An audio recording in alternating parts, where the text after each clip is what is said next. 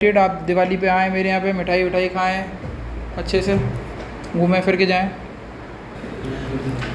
General entry last part, जिसमें miscellaneous and exceptional questions के बारे में हम पढ़ेंगे। हेडिंग डालें मिसलेनियस एंट्रीज, मिसलेनियस एंट्रीज। इसमें मैं आपसे पूछूंगा नहीं, मैं डायरेक्टली उसको पढ़ा के आंसर दूंगा, बस आपको देख समझना है। पहली मिसलेनियस एंट्री है order of ₹10,000 given to Philips. और आप सब लोग फिलिप्स हो, आप सब लोग क्या हो? फिलिप्स। आपके पास कितने रुपए का ऑर्डर आया है? 10,000 रुपये का। तो आपके लिए ये परचेज है या सेल है? सेल, जब आप सेल करोगे। बट कभी भी कोई इंसान अगर आपको ऑर्डर देता है तो आपने उसको सामान पहुंचा दिया? नहीं। क्या उसने आपको पैसा दे दिया? ना तो ऑर्डर पहुंचा ना पैसा आया, तो कोई ट्रांजैक्शंस हुई ही नहीं। बस एक ओरली आपसे बोला कि ऑर्डर भाई कल उठाएंगे, पैसा आ जाता तो हम समझ जाते, पर यहाँ पे ना पैसा आया ना सामान गया। तो इसकी क्या एंट्री होगी? No entry.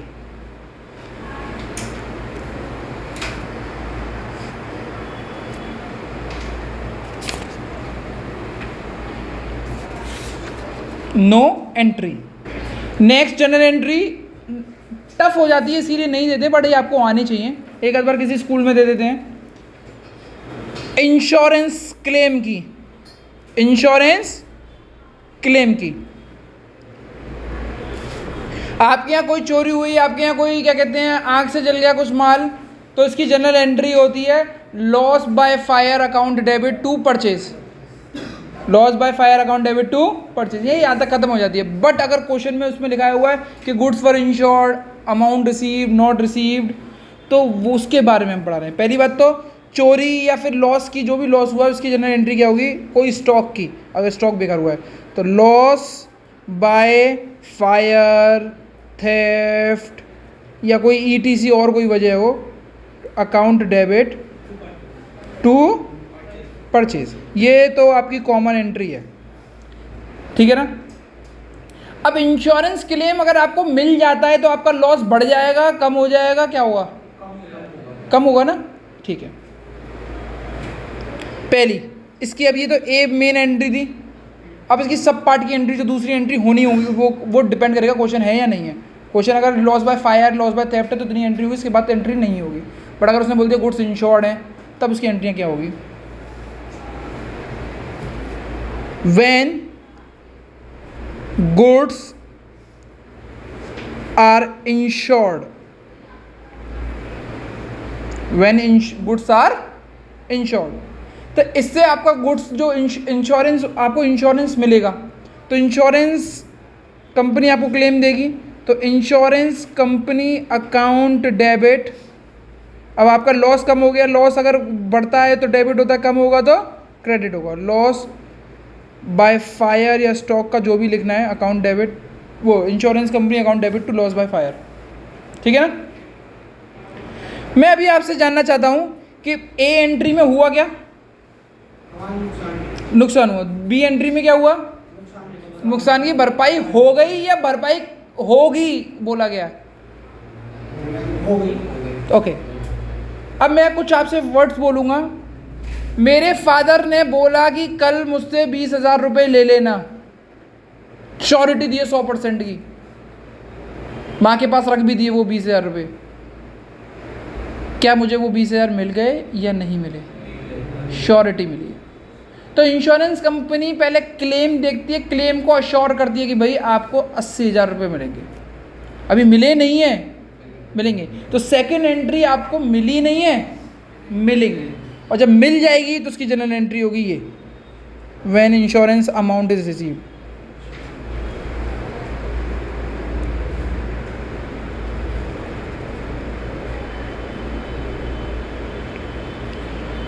Bank account debit to insurance company, bank account debit to insurance company. समझ में आया बच्चों आप लोगों को? ठीक है, यहां पे आप चाहो तो क्लेम एक्नॉलेज कर सकते हो। क्लेम एक्नॉलेज का मतलब है कि कंपनी ने क्लेम मान लिया है, क्लेम मान लिया है। दूसरी में क्लेम का पैसा मिला है।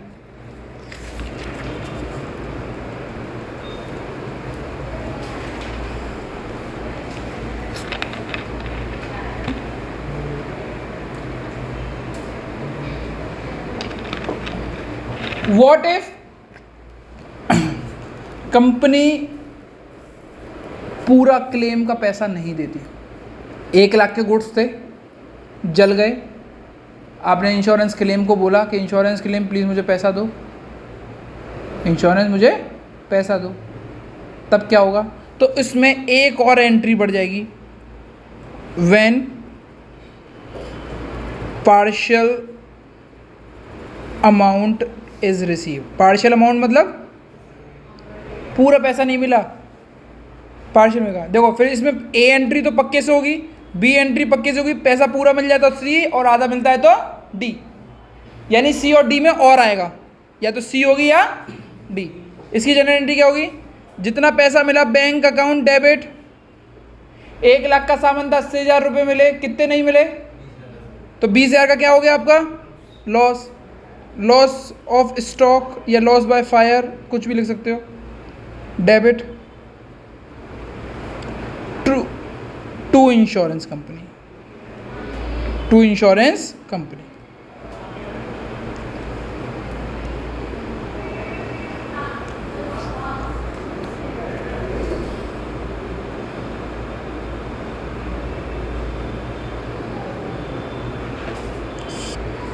तो इसके ऊपर एक क्वेश्चन सा कर लेते हैं, बहुत इजी सा। Let's see how many of you can do the question. Good costing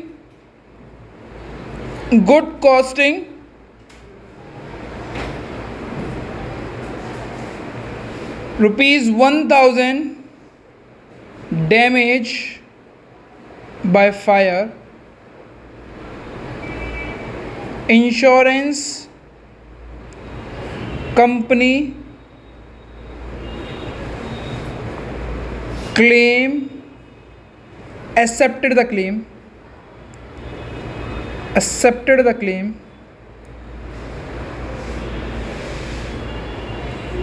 and paid 80% of the amount।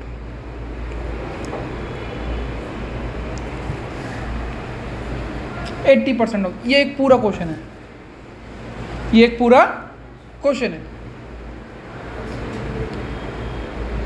अब इस क्वेश्चन को हम करेंगे तो हमें जानना चाहिए कि किस तरीके से होगा। सबसे पहले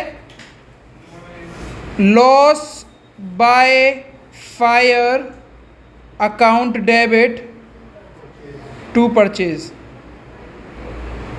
कितने रुपए? 1,000।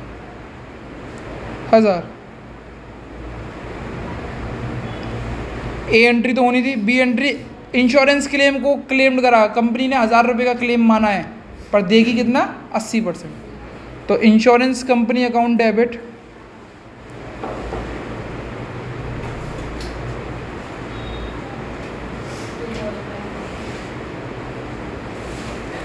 टू लॉस बाय फायर, कितने रुपये? 1,000। अब सवाल उठता है कि सी होगी या डी होगी? डी होगी, क्योंकि पूरा पैसा नहीं मिला। अच्छा सी और डी में होगी एक ही, ऐसा नहीं कि सी और डी दोनों ही हो जाए, ए और बी तो पक्के से होनी है अगर क्लेम है तो। सी की एंट्री होगी भैया, सी एंट्री मतलब तीसरी एंट्री होगी, इस क्वेश्चन के हिसाब से सी है, वैसे उसके हिसाब से डी बता रहे हैं। Bank account debit, loss by fire account debit to insurance company. Insurance company को देने कितने थे? 1,000, पर दिए कितने? 80%। 1,000 का 80% कितना होता है? कितने का नुकसान हो गया? 200।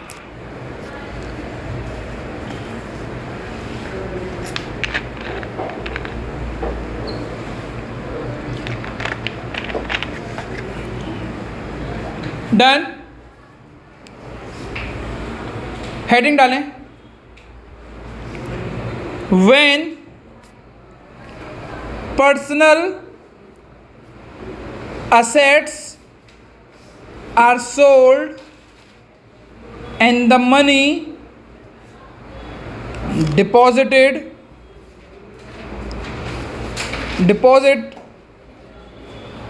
and the money deposit in bank account of the firm or cash bought।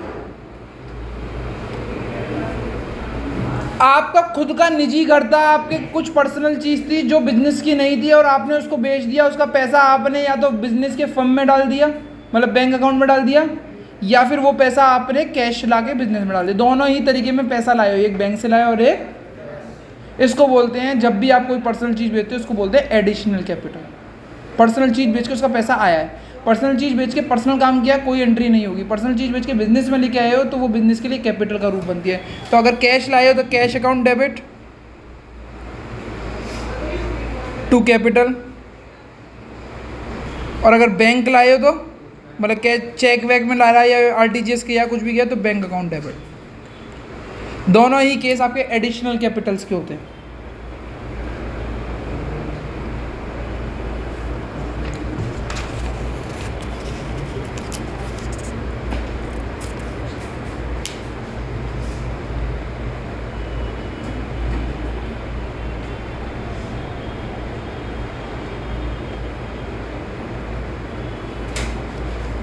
पढ़े बेटा, पढ़े। Insurance premium paid slash life insurance premium paid, ये दोनों ही एंट्री में बच्चे कंफ्यूज हो जाते हैं। इंश्योरेंस प्रीमियम आपका बिजनेस का होता है तो इसकी जनरल एंट्री होगी insurance premium account debit to cash account. अगर चेक से पे किया है तो टू बैंक, चेक से पे किया है तो to bank, if paid through cheque. ठीक है, समझ में आ गया? मतलब ज़रूरी नहीं है कि दूसरी टू बैंक लिखाया जाएगा, टू बैंक तब लिखाया जाएगा जब चेक से पे करेंगे हम लोग। लाइफ इंश्योरेंस इंसान की होती है और इंसान बिजनेस से अलग होता है, वो पर्सनल हो गया। तो पर्सनल आपके लिए ड्राइंग्स कहलाएगी, drawing account debit to cash. दोबारा से टू बैंक भी लिख सकते हैं, if paid through check.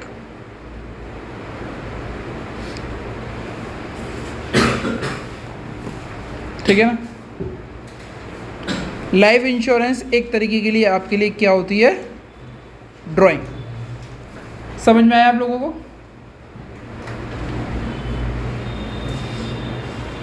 Income tax paid, अगर टैक्स पेड है तो नॉर्मल एंट्री होगी tax paid account debit to cash या tax account debit to cash. But अगर इनकम टैक्स है तो ये पर्सनल होता है। इनकम टैक्स पर्सनल प्रॉपर्टी पे लगता है, पर्सनल कमाई पे लगता है, पर्सनल इनकम पे। और पर्सनल है तो उसकी जनरल एंट्री क्या होगी, drawing account debit to cash. और टू बैंक में बार बार नहीं लिख रहा हूँ, इफ द अमाउंट से कि भाई बैंक में पे किया तो बैंक से होगा।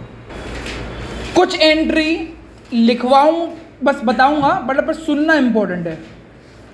अगर आप कोई बिल्डिंग बनाते हो और बिल्डिंग में बनाने के लिए आप सीमेंट खरीद के लाए 3 लाख रुपए की, आयरन रॉड खरीद के लाए 2 लाख रुपए की, 2 लाख रुपए आपने मजदूरी के दिए, लेबर को दिए, 50,000 रुपये ब्रिक्स के दिए, 70-80 हज़ार क्या कहते हैं आपने बालू बदरपुर के लिए दिए और सबको दिए, तो आप क्या लिखोगे, cement account debit to bank मतलब cash, iron account debit to cash नहीं करेंगे हम लोग। जब, हाँ वेरी गुड, जब हम कोई सामान बना रहे होते हैं और उसके ऊपर जो भी खर्चा होता है वो सारे खर्चे वो सामान को बोला जाएगा। भैया नहीं समझ पाया। मैंने बोला अगर बिल्डिंग बना रहे हो, बिल्डिंग में खर्चा हो रहा है सीमेंट वीमेंट का, तो उसको building account debit to cash बोलोगे, सारे को जोड़ के, सबको जोड़ के। For example bricks, cement, timber लकड़ी होती है, was paid through check for construction of building.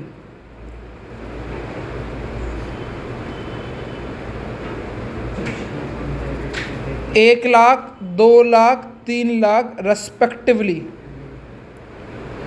तो इसकी एंट्री ये नहीं होगी bricks account debit to cash, cement account debit to cash, timber account debit to cash, building account debit to bank. क्योंकि अच्छा चेक से नहीं करवाया, चेक से करवाया, चेक। तो भैया बस कंस्ट्रक्शन नहीं बोल सकते, कंस्ट्रक्शन कोई चीज़ थोड़ी होती है, कंस्ट्रक्शन तो एक प्रोसेस होता है। बिल्डिंग अकाउंट डेबिट टू, सुन लिया, building account debit to bank, सबको प्लस कर दो, 6 लाख, 6 लाख। कितना ईजी है। अगर मैं कोई एसी मशीन खरीद के लेके आता हूं, अगर मैं कोई एसी मशीन खरीद के लाता हूं और उसके ऊपर और खर्चा होता है इंस्टॉलेशन का, लाने जाने का, सबका भाड़ा, तो सबको जोड़ के एक ही जगह पे रखूंगा। सबको जोड़ के, सपोज करो 1 अप्रैल को मैंने एक मशीन खरीदी 2 लाख रुपए की, और 21 अप्रैल को मैंने उसका इंस्टॉलेशन कराया 3,000 रुपये का। तो 1 अप्रैल को जनरल एंट्री होगी machine account debit to cash 1 lakh, और 21 को भी entry machine account debit to cash installation की वजह से कितने रुपए की होगी, जो भी 20,000, 10,000, 2,000, 1 रुपये की, सबको जोड़ के होगी। ध्यान रखिएगा इस चीज़ की। हाँ, रिपेयर नहीं आएगा, repair account debit to cash होगा, बट बहुत बड़ा रिपेयर हुआ। सपोज करो ये एक बिल्डिंग है, अब बिल्डिंग में अगर जैसे कि सपोज करो ये छोटा सा कोना टूट गया, मैंने एक मिस्त्री को बुलाया, उसने 100, 300, 500 रुपये लिए और 200, 1,000, 1,500 रुपये का खर्चा आया, हो गया ख़त्म। तो इसकी जनरल एंट्री होगी repair account debit to cash. But अगर इस बिल्डिंग में मैंने कहा एक कमरा तोड़ के दोबारा से बनवाऊँ और मेरे लग जाए 1-2 लाख रुपये, बड़ा काम है छोटा काम है, तो इसको building account debit to cash बोलते हैं। छोटा काम है तो रिपेयर, बड़ा काम है तो पूरा का पूरा बिल्डिंग पे आएगा। लास्ट टॉपिक, हेडिंग डालें फुल सेटलमेंट।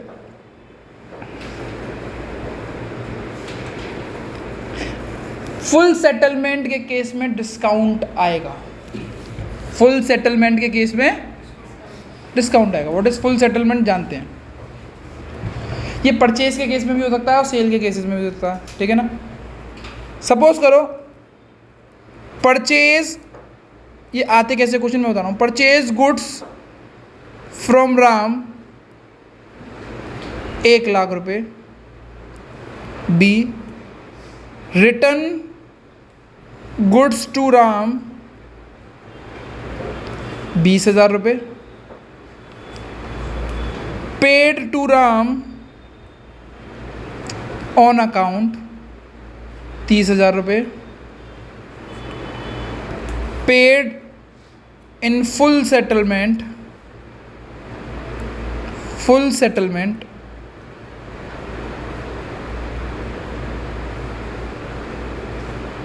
48,000। इसको समझ लिया तो फुल, कभी भी सेटलमेंट की कोई एंट्री गलत नहीं होगी। अब मैं आपसे जानना चाह रहा हूँ, ये एंट्री तो मैंने बराबर में दे दी, पर ये जब मेन क्वेश्चन आएगा तो एक एंट्री देंगे, फिर 2 एंट्री और अलग होगी, फिर तीसरी एंट्री आएगी, मतलब ये क्वेश्चन के अंदर ही आएंगी, चारों एंट्री छुपी हुई होंगी, आपको समझना होगा।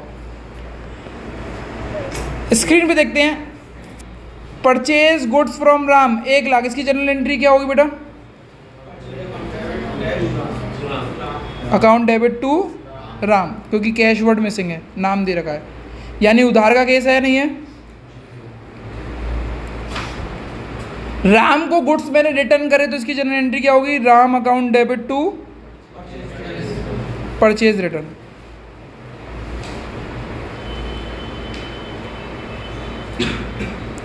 बेटा मैं आपसे पूछना चाह रहा हूं, आपके पास गुड्स कितने के आए थे, कितने के वापस कर दिए, अभी भी उधारी पे, तो अब कितना रुपया देना चाहिए राम को हमें, 80,000। वेरी गुड, यानी 1 लाख में से 20,000 गए तो 80,000 बचे। 1 लाख में से 20K गए तो कितने बचे? 80K। 80K मतलब 80,000 रुपये। 80,000 रुपये आप देने लायक हो। तीसरी है paid to Ram on account. On account का मतलब ये नहीं होता बैंक में पैसा दिया। ऑन अकाउंट मतलब उसका जो खाता बना रखा हो उसमें केवल आपको कितने रुपये चढ़ाने हैं? 30,000 रुपये। तो इसकी जनरल एंट्री होगी Ram account debit to cash कितने रुपये? देने कितने थे? 80,000, क्योंकि 1 लाख का था, 20 के वापस आ गया, 80 बचा। 80 में से कितने दे दिए? 30,000। अब बचे कितने? और अब क्वेश्चन में ऑन अकाउंट ना बोल के क्या बोला है? फुल सेटलमेंट में कितने रुपए दिए? तो कितने का फ़ायदा हो गया आपका? फुल सेटलमेंट का मतलब है इसके बाद आपको पैसा नहीं देना। तो 2 रुपये का फ़ायदा हो गया, मैंने 2,000 रुपये का फ़ायदा हो गया। तो इसकी जनरल एंट्री होगी Ram account debit to cash account. आपको डिस्काउंट मिला है तो डिस्काउंट रिसीव्ड। राम को देने कितने थे? 50,000 रुपये। दिए कितने? कैश में 48। 2,000 का क्या हुआ? फायदा। 2,000 का क्या हुआ? प्रॉफिट। कभी भी गलती नहीं होनी चाहिए ऐसी क्वेश्चंस में। That's it for my side. ये आपके क्या कहते हैं ऐप पे फाइल दोबारा से अपलोड कर दी जाएगी, जैसे और फाइल्स अपलोड करी जा रही हैं। अगर कोई क्लास मिस हो गई हो तो आप इधर से कर सकते हैं। ऑनलाइन स्टूडेंट अगर कोई यूट्यूब से देख रहा हो तो ये PDF डाउनलोड कर सकता है ऐप से। हैप्पी दिवाली सब लोगों को। ठीक है, अच्छे से रहो।